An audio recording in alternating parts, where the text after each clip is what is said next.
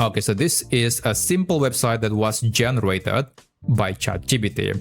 And if you look closely right here at the logo or favicon of the website, it is not using an appropriate icon for the business or service itself. So this blue icon is essentially just a default icon used in all websites that were generated by ChatGPT sites. So if you have a real website that serves visitors or users, then you might want to have an icon that can be used to symbolize your own product, portfolio, or your business. But fortunately, even in case you haven't set up a custom logo or favicon for your own website, you can actually create one using ChatGPT, given that ChatGPT also features an image model, so you can easily create an image, and then later we can turn the image as a favicon for the website that is also created using ChatGPT. So these are some examples that I created, and I do have several prompts. So if you want to create a favicon, a logo for your website, you can check the description down below, because there are several prompts for different styles. For example, there is the style for example, here we got WORDMARK, so it is just the name of the brand, the name of the product. And there is also LETTERMARK, it is just the first letter of the brand name, for example. And then there is the combination of an icon and the WORDMARK. And there is also abstract, so this is a bit difficult to explain, but basically it is an abstract concept that hopefully can be associated to the business or the website. There is also emblem, this is quite simple. And lastly, I got a prompt for a mascot, so that's another example. Again, all the prompts should be available in the description down below. Now, if you want to create the image, you can just navigate to chatgpt.com and make sure that you select the chat mode. And after that, you can just pick any of these prompts, or you can come up with your own prompt. It's up to you. But let's say I will go with the mascot style. I want to try something else. And after that, next to the prompt that you just copy and paste, you can just describe the business, describe the style, or describe the extra or custom elements that you want to have. So it can be, you can be as creative as you like. But for me, I'm gonna be as practical as possible. So I'll just tell ChatGPT that, hey, I want to create a logo for this website, and ChatGPT can access content on the web, so it has no problem to actually check the link. So tell ChatGPT to basically, I want to create a logo for this website. Perhaps I will tell ChatGPT that I like minimalist style, and I want, silhouette icon. How do you actually type silhouette? Silhouette. Okay, sorry about that. Yep, I want silhouette style or design. Okay, that's it. And I will just enable image generation mode just in case. Send a message and just wait for the picture from ChatGPT, and then later you can download the picture and you can upload that to ChatGPT sites, and then it can be applied into the website. But anyway, I'll just skip a while and I'll show you the next thing that you need to do.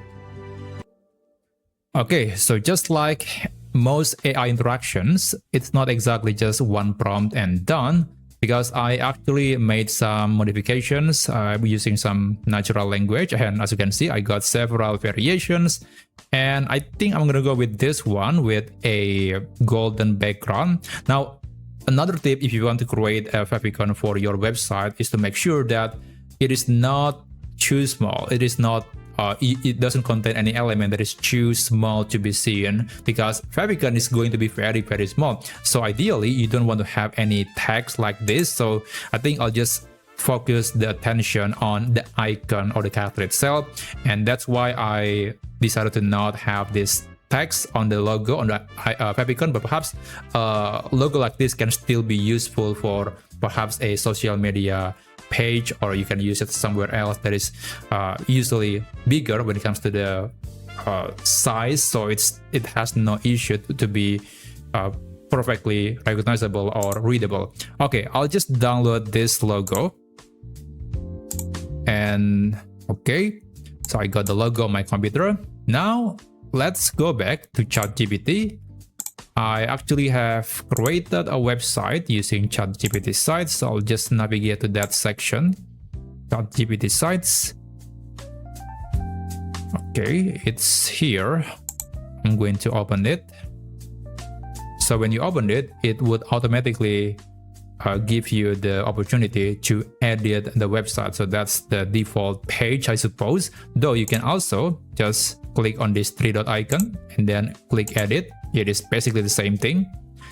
And now you can just upload that image that you just created earlier into the text area and then tell ChatGPT to use that as the favicon for the website. But I will have some more instructions.